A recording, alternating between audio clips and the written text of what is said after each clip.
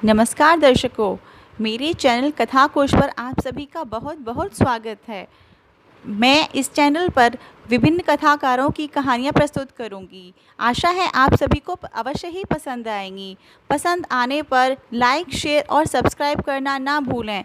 साथ ही notification bell को भी अवश्य ही क्लिक करके रखें। आज मैं आपके लिए लेकर आई हूँ मुंशी प्रेमचंद की कहानी बूढ़ी काकी।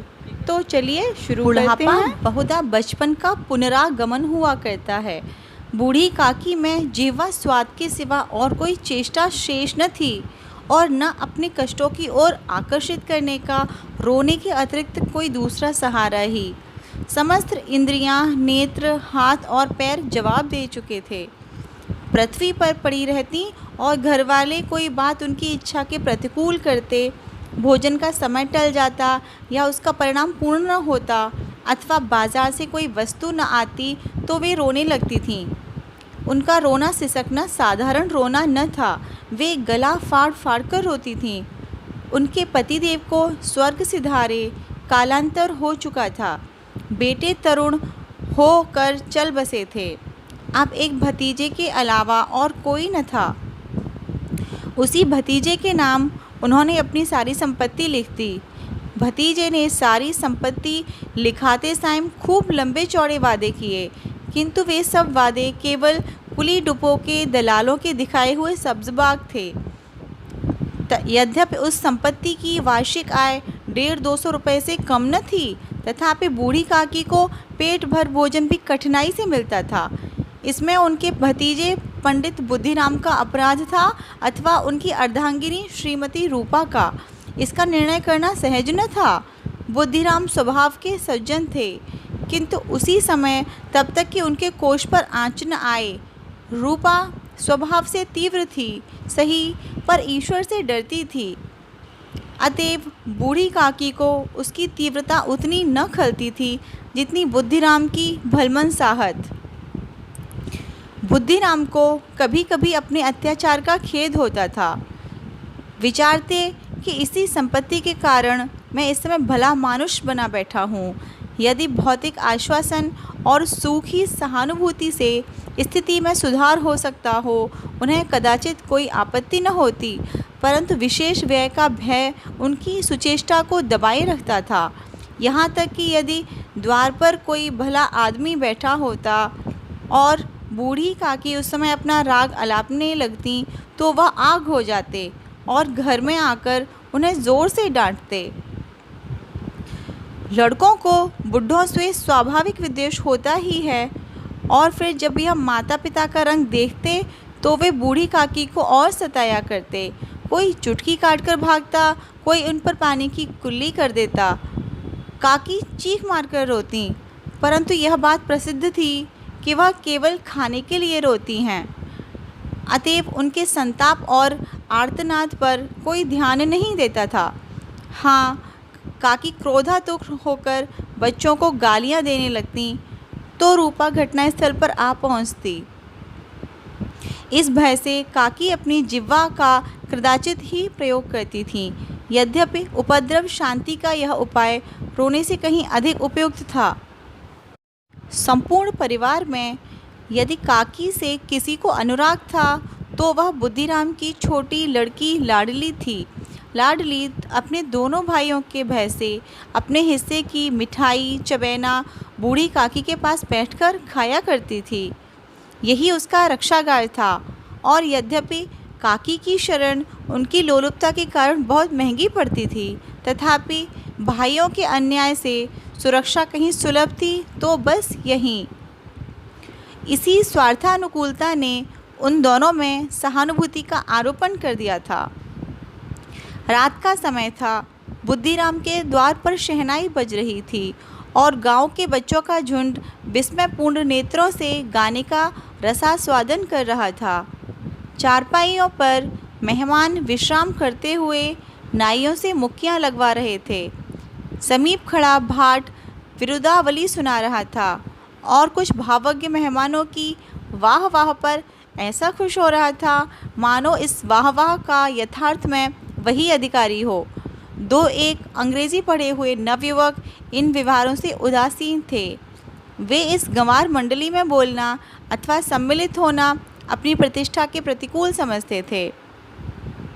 आज बुद्धिराम के बड़े लड़के मुखराम का तिलक आया है, यह उसी का उत्सव है। घर के भीतर स्त्रियां गा रही थीं और रूपा मेहमानों के लिए भोजन में व्यस्त थी। भट्टियों पर कड़ाह चढ़ रहे थे। एक में पूड़ियाँ कचौड़ियाँ निकल रही थीं, दूसरे में अन्य पकवान बनते थे। एक बड़े हांडे में मसालेदार तरकारी पक रही थी।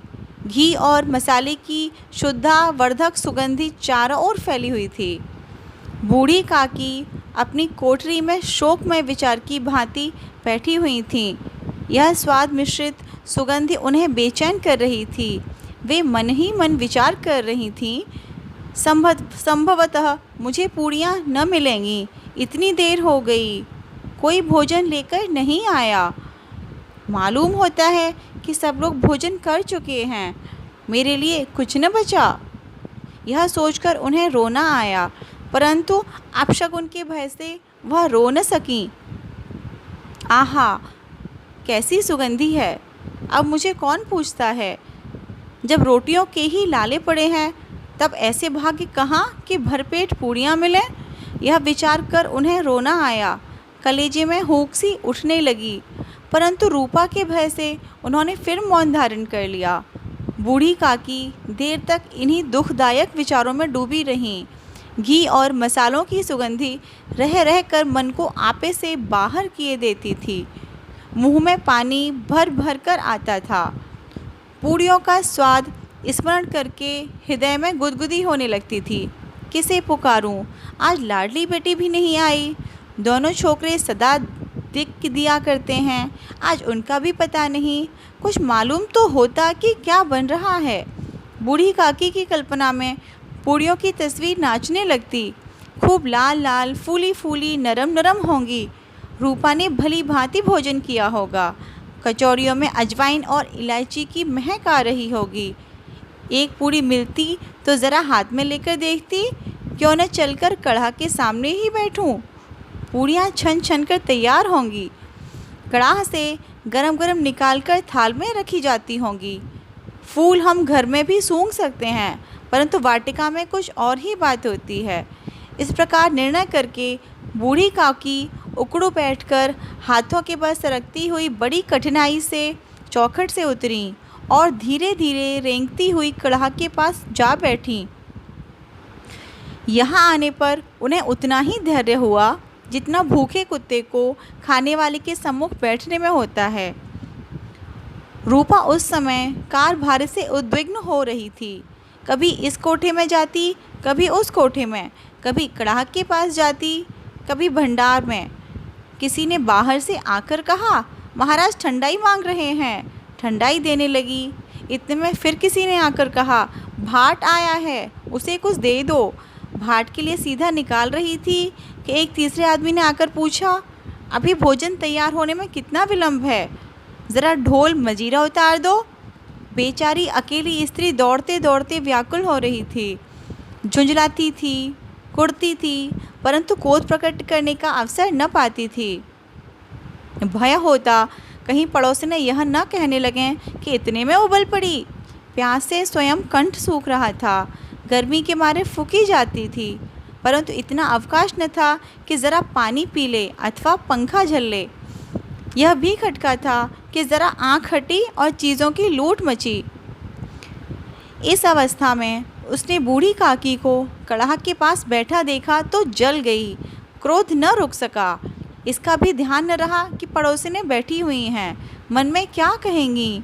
पुरुषों में लोग सुनेंगे तो क्या कहेंगे। जिस प्रकार मेंढक केंचुए पर झपटता है, उसी प्रकार वह बूढ़ी काकी पर झपटी और उन्हें दोनों हाथों से झटक कर बोली, ऐसे पेट में आग लगे, पेट है या भाड़। कोठरी में बैठते हुए क्या दम घुटता था। अभी मेहमानों ने नहीं खाया, भगवान को भोग नहीं लगा, तब तक धैर्य न हो सका। आकर छाती पर सवार हो गई। जल जाए ऐसी जीव। दिन भर खाती न होती तो जाने किसकी हांडी में मुंह डालती। गांव देखेगा तो कहेगा कि बुढ़िया भरपेट खाने को नहीं पाती, तभी तो इस तरह मुँह बाई फिरती है। डायन न मरे न मांचा छोड़े, नाम बेचने पर लगी हैं। नाक कटवा कर दम लेगी। इतना ठूंसती हैं, न जाने कहाँ भस्म हो जाता है। भला चाहती हो तो जाकर कोठरी में बैठो, जब घर के लोग खाने लगेंगे तब तुम्हें भी मिलेगा। तुम कोई देवी नहीं हो कि चाहे किसी के मुंह में पानी न जाए पर तुम्हारी पूजा पहले ही हो जाए। बूढ़ी काकी ने सिर उठाया, न रोई न बोली, चुपचाप रेंगती हुई अपनी कोठरी में चली गईं। आवाज़ ऐसी कठोर थी कि हृदय और मस्तिष्क की संपूर्ण शक्तियाँ, संपूर्ण विचार और संपूर्ण भार उसी ओर आकर्षित हो गए थे। भोजन तैयार हो गया है। आंगन में पत्तलें पड़ गईं। मेहमान खाने लगे। स्त्रियों ने जेवनार गीत गाना आरंभ कर दिया। मेहमानों के नाई और सेवकगण भी उसी मंडली के साथ किंतु कुछ हटकर भोजन करने बैठे थे। परंतु सभ्यतानुसार जब तक सबके सब न खा उठें कोई उठ नहीं सकता था। दो एक मेहमान जो कुछ पढ़े लिखे थे, सेवकों के दीर्घाहार पर झुंझला रहे थे। बूढ़ी काकी अपनी कोठरी में जाकर पश्चाताप कर रही थीं कि मैं कहाँ से कहाँ आ गई। उन्हें रूपा पर क्रोध नहीं था, अपनी जल्दबाजी पर दुख था। सच ही तो है, जब तक मेहमान लोग भोजन न कर चुकेंगे घर वाले कैसे खाएंगे। मुझसे इतनी देर भी न रहा गया। सबके सामने पानी उतर गया। जब तक कोई बुलाने नहीं आएगा न जाऊंगी। मन ही मन इस प्रकार का विचार कर वह बुलाने की प्रतीक्षा करने लगी। परंतु घी की रुचिकर सुवास बड़ी धैर्य परीक्षक प्रतीत हो रही थी। एक एक पल उन्हें एक एक युग के समान मालूम हो रहा था। अब पत्तल बिछ गई होंगी, अब मेहमान आ गए होंगे, लोग हाथ पैर धो रहे होंगे, नाई पानी दे रहा होगा। मालूम होता है कि लोग खाने बैठ गए। यह विचार कर वह मन को बहलाने के लिए लेट गईं। धीरे धीरे एक गीत गुनगुनाने लगीं। उन्हें मालूम हुआ कि मुझे गाते देर हो गई। क्या इतनी देर तक लोग भोजन ही कर रहे होंगे? किसी की आवाज़ सुनाई नहीं देती। अवश्य ही लोग खा पी कर चले गए होंगे। मुझे कोई बुलाने नहीं आया। रूपा चिढ़ गई है, क्या जाने न बुलाए। सोचती हो कि आप ही आवेंगी। वह कोई मेहमान तो नहीं कि जो उन्हें बुलाऊं। बूढ़ी काकी चलने को तैयार हुईं। यह विश्वास कि 1 मिनट में पूड़ियाँ और मसालेदार तरकारियाँ सामने आएंगी उनकी स्वादेंद्रियों को गुदगुदाने लगा। उन्होंने मन में तरह तरह के मंसूबे बांधे। पहले तरकारी से पूड़ियाँ खाऊंगी, फिर दही और शक्कर से। कचौरियाँ रायते के साथ मज़ेदार मालूम होंगी। चाहे कोई बुरा माने चाहे भला, मैं तो मांग मांग कर खाऊंगी। यही न लोग कहेंगे कि इन्हें विचार नहीं। कहा करें, इतने दिन के बाद तो पूड़ियाँ मिल रही हैं, तो मुंह झूठा करके थोड़ी ही उठ जाऊंगी। वह उकड़ू बैठकर सरकते हुए आंगन में आईं। परंतु हाय दुर्भाग्य! अभिलाषा ने अपने पुराने स्वभाव के अनुसार समय की मिथ्या कल्पना की थी। मेहमान मंडली अभी बैठी हुई थी। कोई खाकर उंगलियां चाटता था, कोई तिरछे नेत्रों से देखता था और लोग अभी खा रहे हैं या नहीं। कोई इस चिंता में था कि पत्तल पर पूड़ियाँ छूटी जाती हैं, किसी तरह इन्हें भीतर रख लेता। कोई दही खाकर चटकारता था, परंतु दूसरा दाना मांगने में संकोच होता था। इतने में बूढ़ी काकी रेंगती हुई उनके बीच आ पहुंची। कई आदमी चौंक कर उठ खड़े हुए, पुकारने लगे, अरे यह बुढ़िया कौन है? यहाँ कहाँ से आ गई? देखो, किसी को छू न दे। पंडित बुद्धिराम काकी को देखते ही क्रोध से तिलमिला गए। पूड़ियों का थाल लिए खड़े थे। थाल को ज़मीन पर पटक दिया और जिस प्रकार निर्दयी महाजन अपने किसी बेईमान और भगोड़े कर्जदार को देखते ही उसका टेंटुआ पकड़ लेता है, और उसी तरह लपक कर उन्होंने काकी के दोनों हाथ पकड़े और घसीटते हुए लाकर उन्हें अंधेरी कोठरी में धम से पटक दिया। आशा रूपी वाटिका लू के एक झोंके में विनष्ट हो गई। मेहमानों ने भोजन किया, घर वालों ने भोजन किया, बाजे वाले धोबी चामार भी भोजन कर चुके, परंतु बूढ़ी काकी को किसी ने न पूछा। बुद्धिराम और रूपा दोनों ही बूढ़ी काकी को उनकी निर्लज्जता के लिए दंड देने का निश्चय कर चुके थे। उनके बुढ़ापे पर, दीनता पर, हद ज्ञान पर किसी को करुणा न आई थी। अकेली लाडली उनके लिए कुढ़ रही थी। लाडली को काकी से अत्यंत प्रेम था। बेचारी भोली लड़की थी। बाल विनोद और चंचलता की उसमें गंध तक न थी। दोनों बार जब उसके माता पिता ने काकी को निर्दयता से घसीटा तो लाडली का हृदय ऐंठ कर रह गया। वह झुंझला रही थी कि हम लोग काकी को क्यों बहुत सी पूड़ियाँ नहीं देते। क्या मेहमान सबकी सब खा जाएंगे? और यदि काकी ने मेहमानों से पहले खा लिया तो क्या बिगड़ जाएगा? वह काकी के पास जाकर उन्हें धैर्य देना चाहती थी, परंतु माता के भय से न जाती थी। उसने अपने हिस्से की पूड़ियाँ बिल्कुल न खाई थीं, अपनी गुड़िया की पिटारी में बंद कर रखी थीं। उन पूड़ियों को काकी के पास ले जाना चाहती थी। उसका हृदय अधीर हो रहा था। बूढ़ी काकी मेरी बात सुनते ही उठ बैठेंगी, पूड़ियाँ देखकर कैसी प्रसन्न हो जाएंगी, मुझे खूब प्यार करेंगी। रात को 11 बज गए थे। रूपा आंगन में पड़ी सो रही थी। लाडली की आंखों में नींद न आती थी। काकी को पूड़ियाँ खिलाने की खुशी उसे सोने न देती थी। उसने गुड़ियों की पिटारी सामने रखी थी। जब विश्वास हो गया कि अम्मा सो रही हैं तो वह चुपके से उठी और विचारने लगी, कैसे चलूं? चारों ओर अंधेरा था। केवल चूल्हों में आग चमक रही थी और चूल्हों के पास एक कुत्ता लेटा हुआ था। लाडली की दृष्टि सामने वाले नीम पर गई। उसे मालूम हुआ कि उस पर हनुमान जी बैठे हुए हैं। उनकी पूंछ, उनकी गदा वह स्पष्ट दिखलाई दे रही है। मारे भय के उसने आंखें बंद कर लीं। इतने में कुत्ता उठ बैठा। लाडली को ढाढ़स हुआ। कई सोए हुए मनुष्यों के बदले एक भागता हुआ कुत्ता उसके लिए अधिक धैर्य का कारण हुआ। उसने पिटारी उठाई और बूढ़ी काकी की कोठरी की ओर चली। बूढ़ी काकी को केवल इतना स्मरण था कि किसी ने मेरे हाथ पकड़कर घसीटे। फिर ऐसा मालूम हुआ कि जैसे कोई पहाड़ पर उड़ाए ले जाता है।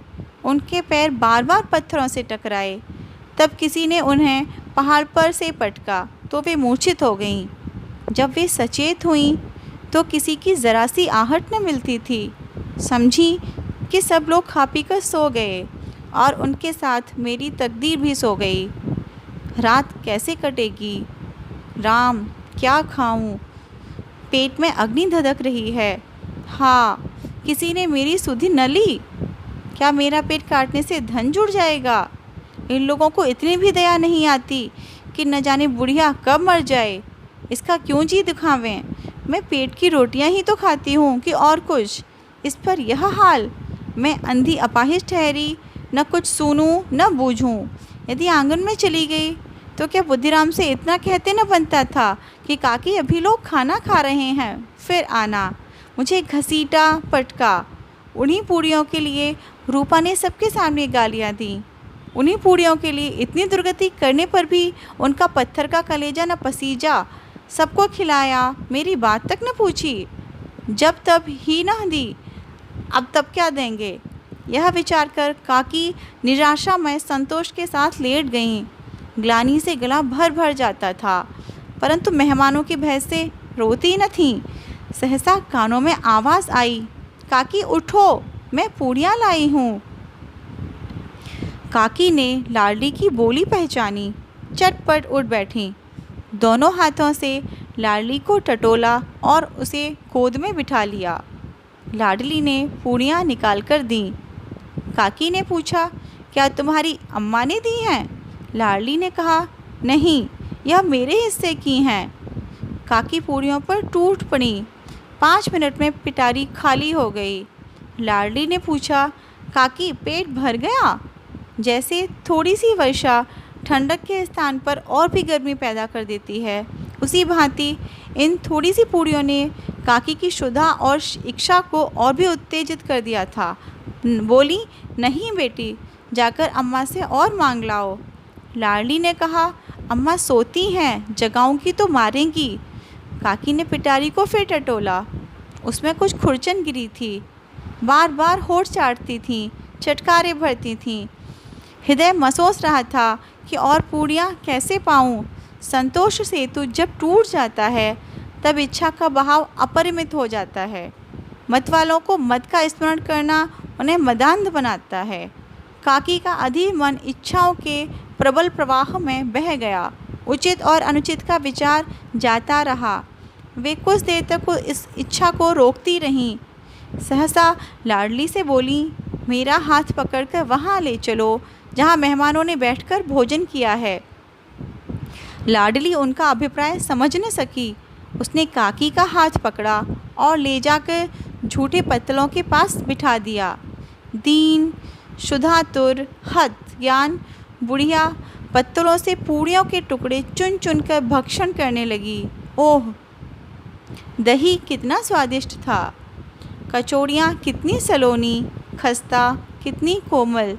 काकी बुद्धिहीन होते हुए भी इतना जानती थी कि मैं वह काम कर रही हूँ जो मुझे कदापि न करना चाहिए।